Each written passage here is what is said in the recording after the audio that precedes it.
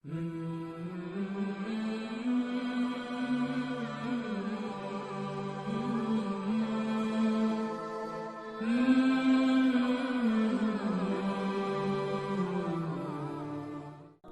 باللہ من الشیطان الرجیم، بسم اللہ الرحمن الرحیم۔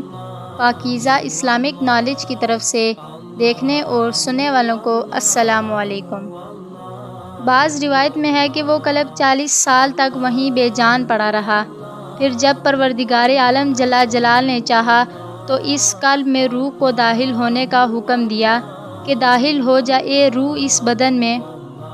جب روح اللہ تعالیٰ کے حکم سے سر کی طرف سے داخل ہوئی تو جہاں جہاں تک روح پہنچتی گئی وہ خاکی بدن کو جو ٹھیکری کی طرح گوشت پوشت ہڈیوں سے بدل گیا۔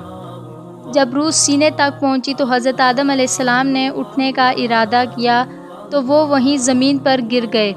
حق تعالیٰ جل جلالہ نے فرمایا، یعنی پیدا کیا گیا انسان جلد باز۔ پھر اسی حالت میں حضرت آدم علیہ السلام کو چھین آئی تو حضرت آدم علیہ السلام نے کہا الحمدللہ، یعنی سب تعریفیں اللہ تعالیٰ کے لیے ہیں۔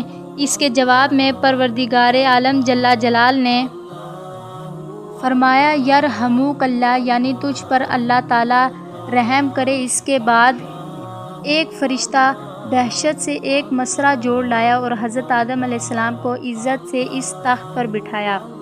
وہ جمعۃ المبارک کا دن تھا۔